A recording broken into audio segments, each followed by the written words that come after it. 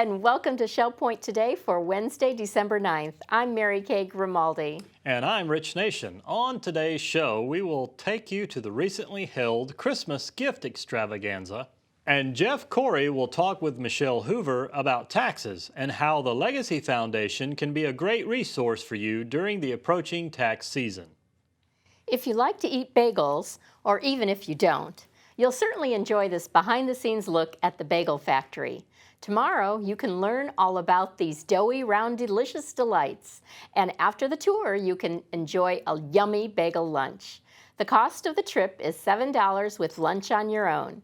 Court pickups begin at 9:30 on the island, so don't forget to sign up. The Veterans Club is having a brunch. Come celebrate our veterans and make new friends among our Shell Point veteran community.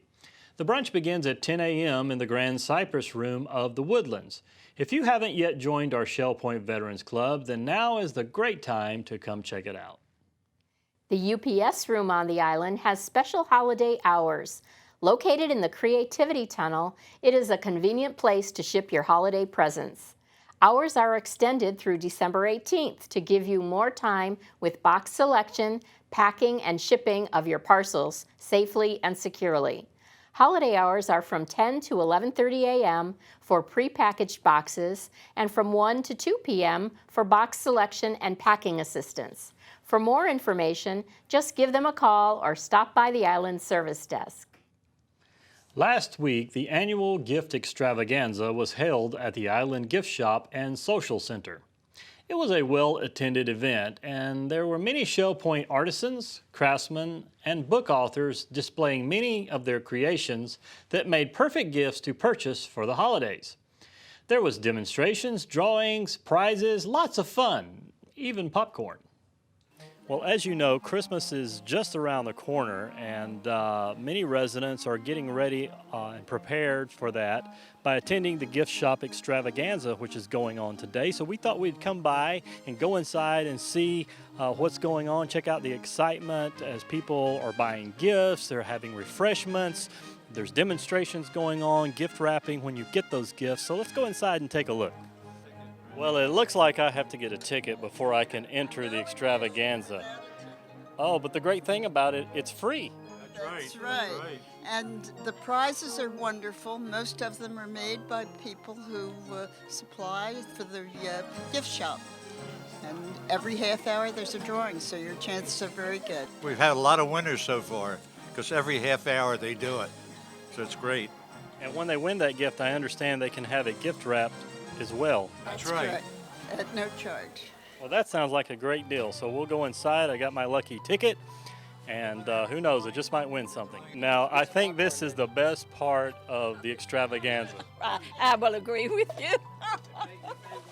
Have a popcorn to take Well, with you. thank you very much. Look at this, and you have it in a bag already. When you walk in the door, you smell the popcorn, so that's what they come looking for. And after that, they want to know where the movie is that's playing, right? And the Cokes and that type of stuff. But it's been fun. Okay, Pedro, this is the gift shop extravaganza going on today, and aren't you supposed to be out there shopping and taking things in? It looks like you're having a little rest here. I am waiting for my wife. She's inside. Okay, so you're telling me things never change, just like drop the wife off at the mall and you sit and wait on her, right? The only thing I do is when she buys something, I pay. So you're the money man, you're the finance guy. In that way, maybe she's buying something, I don't know. Well, you might want to go in there and check things out and just keep an eye on her to make sure she doesn't get too carried away, maybe? I don't know. Maybe I will run out. You might want to run out so you don't have to pay, right?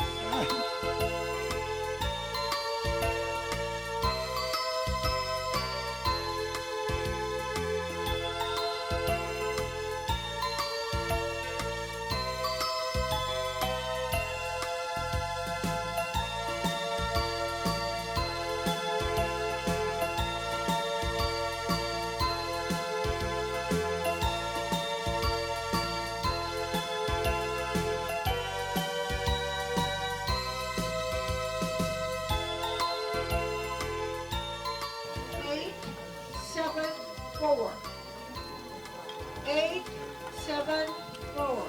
Going once, twice. You wrote all these books. Yes, I did. Yes. You've been quite busy. Yes, I kind of got started. I was just telling this gentleman when my father was a World War I veteran, and I inherited his trunk, which I guess is called a footlocker. And when I got to the bottom of that, I found some very interesting material. So that kind of got me started writing and so forth. But these are all mysteries, and they start, the two characters follow all the way through. They have their own detective agency, so they're out there to solve the mysteries. Wow, well, that's pretty cool. Gene, I see you're working on some of your beautiful wood sculptures, and this must be a demonstration like they talked about. Yeah, this is a work in progress. What I'm demonstrating now are leaves for this orchid that I've made too, and trying to make up a pattern, making it as I go. So you'll have leaves with maybe some buds on it. So I get a piece of either scrap or cut it maybe from a piece that came off of something else and try to make it look like an orchid leaf. Well, that's pretty neat. So nothing goes to waste. You use it all. A penguin, and this is how it's cut out. If you have the front and the back pattern, and then draw it on a block of wood, and there he is. The cat emerges out of the wood. Then it's a matter of sculpting it. This one will have, this is a picture of it here, and it will just have modernistic design to it. That's absolutely beautiful. So it takes quite a few tools, and I see you have some of them there. Because I've seen some of your other stuff in your home, and it's absolutely beautiful. And keep up at it. It's great fun. So you've already sold out in one morning. One morning, it's amazing. So tell us, what are these books? What kind of books do you write? I wrote one book about 4 years ago called My Vietnam, and it details my life for 10 years during the war in Vietnam. And it's funny and interesting, and people like it. Well, it sounds very interesting. And it will be available in the bookstore. Well, awesome. It looks like you have some interesting little figurines made of seashells. Is that right? Yes, they're seashells. These are new this year, and these are mainly sea urchins. And this is what it takes to build one of these. You start out with a green sea urchin, three coats of stained block or paint the hats, the shells, and you end up with what we call a little snow lady. Now, what about these Christmas trees here? How many shells do you think are on these trees? I don't know. Pine cone itself is a ponderosa pine out of Oregon. Did you go all the way to Oregon to get them? I have a daughter that gathers them up for me, ships them to me. So I thought maybe you ordered them, but you have them custom picked, hand picked, and custom delivered. That's true. James, I'm guessing that's you, and you're the author. That is me, and I am the author. And the book there, music, Sing a New Song When Music Divides a Church, talks about rock and roll and why young people like it and why older people don't like it. And the other book has to do with relationships and is an outgrowth of my many years of counseling. And courtship is one thing, and marriage is something entirely different.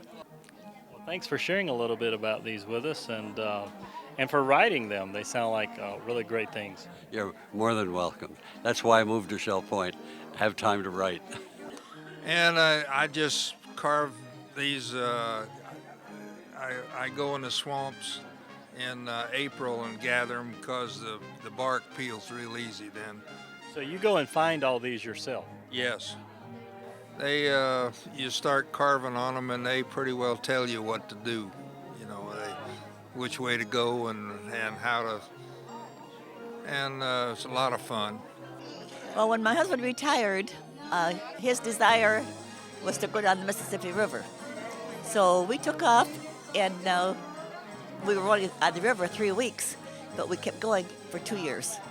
So we cruised 8,000 miles. So you wrote a book about it. I have a bunch of lady friends who wouldn't ever get on a boat or on the water. And they thought all my adventures were just absolutely spectacular. So they encouraged me to write the book.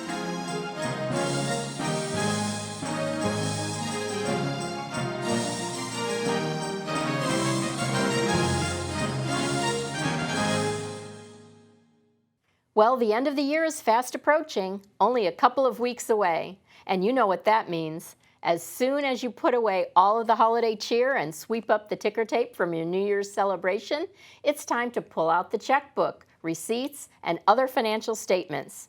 This time, the guy you're going to see isn't the jolly old guy in the red suit and white beard riding in a sleigh.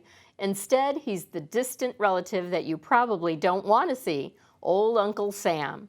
Yes, tax season is soon approaching, but don't worry, it doesn't have to be the stressful, dreadful, confusing, and time-consuming monster that you might fear.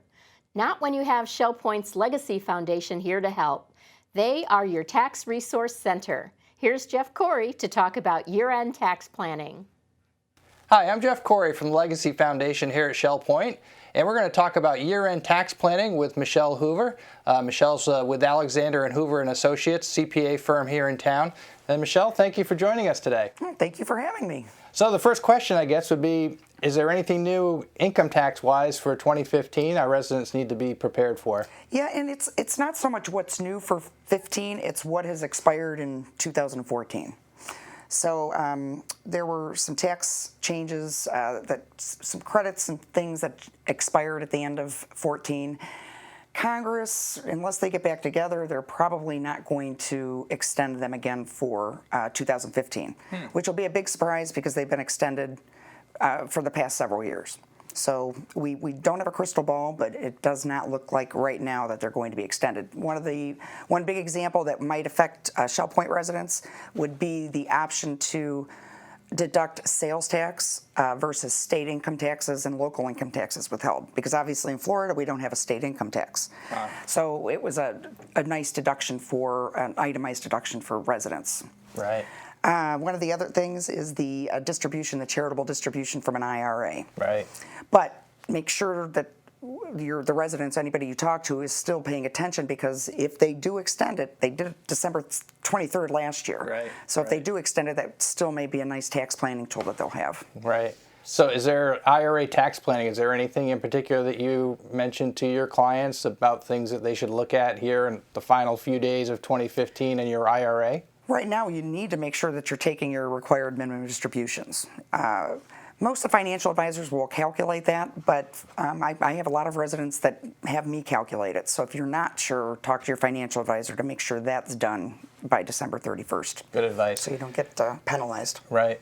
Okay, another question. A lot of new residents here moved to Shell Point this year. Can you talk a little bit about the medical deductions that they may or may not receive? Right. Well, and it depends on your contract. It depends on the type of contract that you have. It depends where you're living. If you're a Type A contract, you definitely want to talk to your tax advisor, because there's a medical deduction.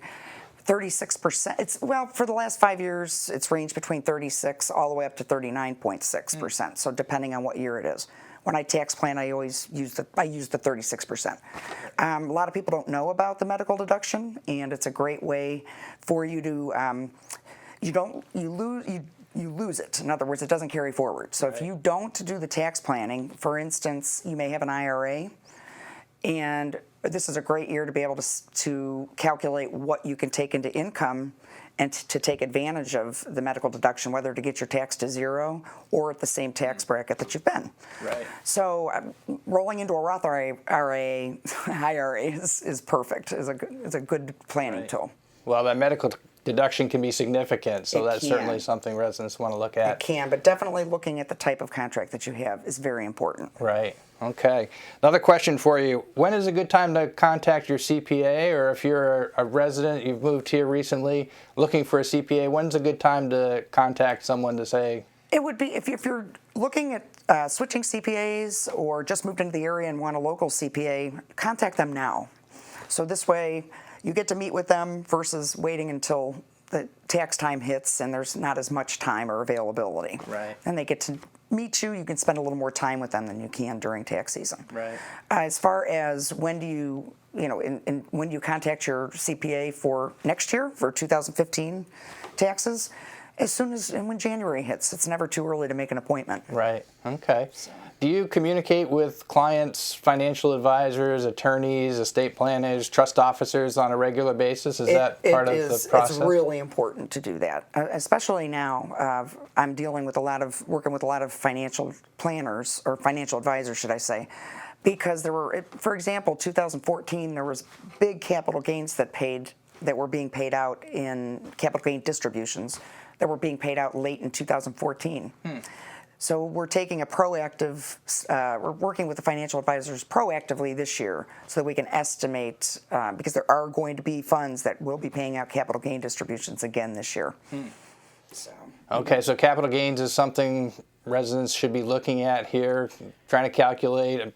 Gifting, charitable gifts make sense with property that has a capital gain tax? Yeah, that's very good. It's a good point. There's a great tax planning. It's almost like a double tax savings. If you've got appreciated stock and you're looking at selling that, keep your cash and donate the stock, because you're saving the 15% tax that you'd be paying on the capital gain, and you're also going to get the charitable deduction. So depending on what tax bracket you're in, you could save 15% on the capital gains tax and then maybe another 25%. Right. So that's a good tax planning tool before December 31st, but make sure you're talking with your financial advisor to get that done now. Okay. Speaking of gifting, a lot of our residents like to gift to family members and grandkids and that sort of thing. Can you give us an update on how much can they gift now? And for 2015, they can gift $14,000. Gifting is a great estate planning tax tool because we have now a generous exclusion for estate tax, which is $5.43 million for 2014, and that gets increased by inflation every year. Okay. So definitely gift, and as a couple, they can also gift $14,000 each. So you're looking at, you can give one person, if you're a couple, you can give the same person $14,000. Okay, just to clarify, they have to file a gift tax return. They don't necessarily have to pay any gift tax when they give.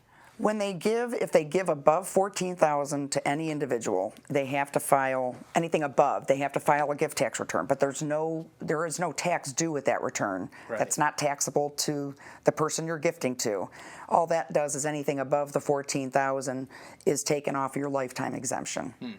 Okay. So, anything else? Any other advice before year end here for our residents? I think what you need to do is, if you have any questions with regards to what you need to do and thinking about, talk to your tax preparer now versus after December 31st, because it's too late for us to do anything. Right. So it's a good idea, and if you've had any major changes, it's better to talk now, because sometimes we're not getting the information from financial advisors until well into March. Right. So we'd rather plan for you now so there's no surprises. That seems like something that we see an awful lot of now with extensions, because financial firms aren't getting their information out quite as timely as they used to, so that's something we see an awful lot of. And exactly, that's been extended. The financial advisors now have until February 15th to issue the 1099s, but unfortunately, they'll issue them and there'll be something written right on top. It'll say, this may not be the final. So they're telling you. Right. So it is very difficult to finish tax returns, but we tell people, don't wait till you get those 1099s, because if we, in my practice, if we get you in the system, then we can get your return 95% done, so that when we get that information, we can do our best to get it done before April 15th. Great. Or at least know what would be owed so we can do an accurate extension payment. Terrific. Well, thank you for joining us today, Michelle. This is, last few weeks here, can still do some tax planning and save some money, do some good things charitably or with family. Michelle's been here at Shell Point for a number of years now and has lots of resident clients, so we appreciate all you do for our Shell Point family. And if you'd like to visit with Michelle, or if you're looking for someone to help you with your taxes this year, please contact the Legacy Foundation office. We'll put you in touch with Michelle. So thank you for being with us today. And now it's time to look at today's happenings, menus, and Village Church connections. Hello and welcome to the Happening segment of Shell Point TV. I'm Caitlin Van Scoy and I'm going to give you all of Wednesday's happenings. At 7:45, we have men's Bible study in the Osprey Room on the island. And pickleball is available at the game courts at 8 o'clock. Also at 8 o'clock, men's match play tennis will be at the Woodlands tennis courts. And it's beach day. It'll be leaving the island at 8:30, 8:40 Woodlands, and 8:50 Eagles Preserve and Estuary. You do need to sign up for beach day. Lilly and Company Jewelers will be here for their weekly service at 8:45 in the Resident Activity Center. And Jurassic Travel will be here from 9 to 12 in the Egret Room to help you with all your personal traveling needs. The watercolor group with Phil Hilton will occur at 9 o'clock in the Art Studio. And then we move to 9:15 for card making and scrapbooking. That'll be in the Tarpon Room on the island. Ladies Bible Study will be gathering in the Osprey Room at 10 o'clock. Also at 10 o'clock, men's match play tennis will be at the Woodlands tennis courts. The Model Yacht Sailing Club will be at 10:15 at the Commons Lake at the Woodlands. And our last morning activity is at 11:30. It's a Health Connections class called Agility and Flexibility. That's in the Health Club, and that one is currently closed. We move to the afternoon for Advanced Senior Strength. That's a Health Connections class at 12:45. That'll be in the Health Club. At 1 o'clock, we have chess being played in the Library Lounge. And Pavilion Auxiliary Orientation will occur in the Osprey Room at 1:15. The Model Train Room will be open for tours and viewing from 1:30 to 3:30 in the Island Tunnel. And at 1:45, we have a Health Connections class, Balance and Mobility Training for Beginners. That's in the Health Club on the island. At 2 o'clock, we have Planning for a Move to Assisted Living. That'll be at the Springs. Come on down to the Grand Cypress Room at 2:30 for Jazz and Stuff. And at 3 o'clock, we have a Health Connections class, Pilates Stretch, in the Health Club on the island. Indoor bocce will occur in the Health Club on the island at 4:30. And at 5 o'clock, the singles table is available at the Crystal Dining Room. At 5:45, church choir rehearsal will occur in the choir room of the Village Church. And our Wednesday ends with prayer and praise at 7:15 at the Village Church. Well, I'm so happy you joined me here today. I'll see you right back here tomorrow. Menus for Wednesday. In the Crystal Room, the Crystal Platter is cheese ravioli with grilled chicken and a Parmesan tomato with cream spinach.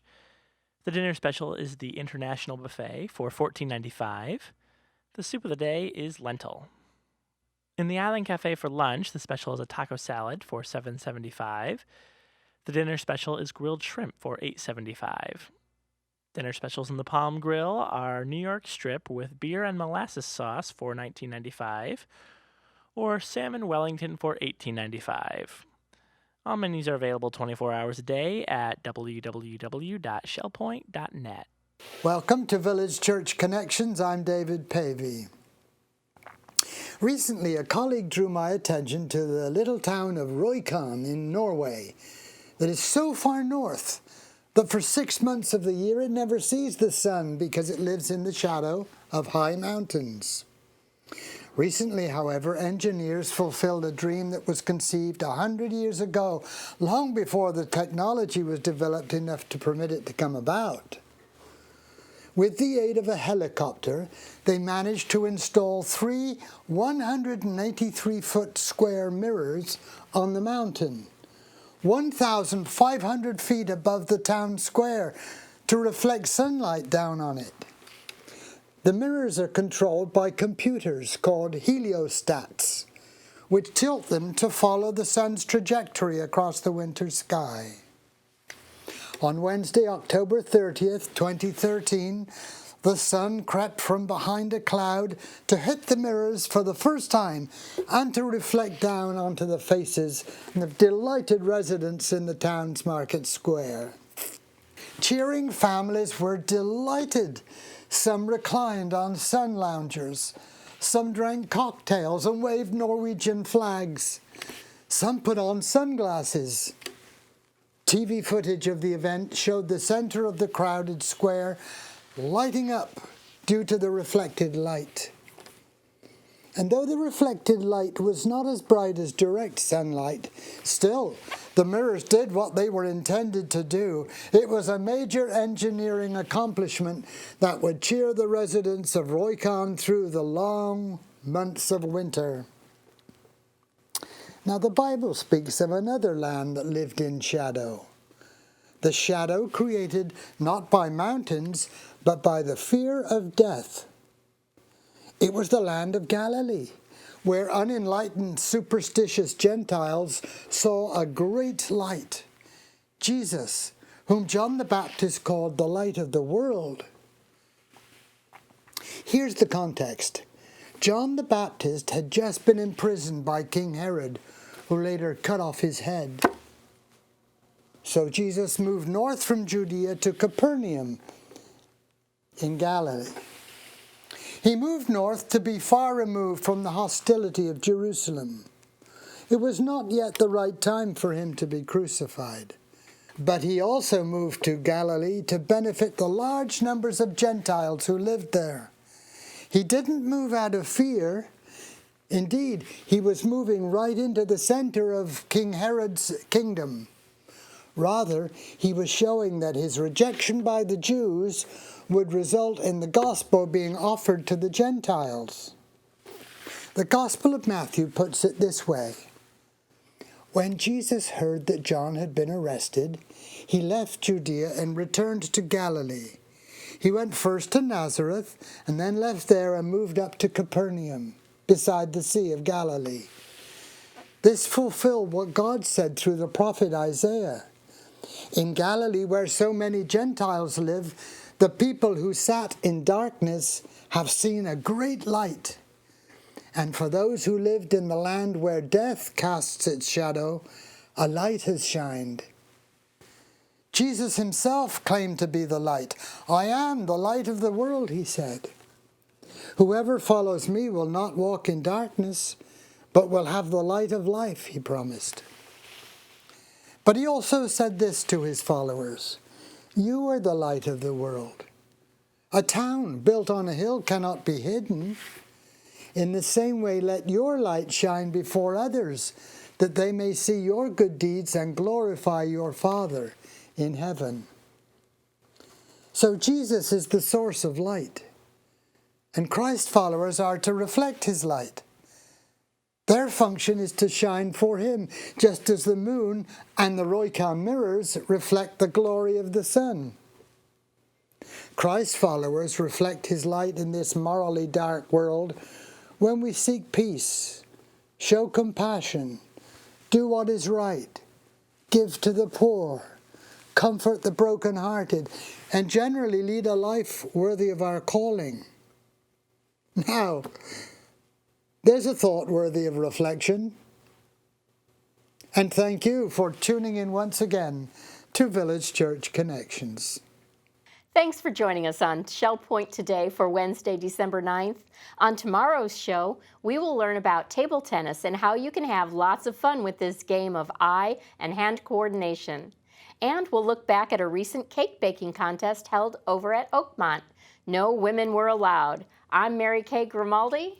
And I'm Rich Nation. On behalf of the entire SPTV staff, we hope you have a wonderful rest of the day, and we'll see you back here again tomorrow.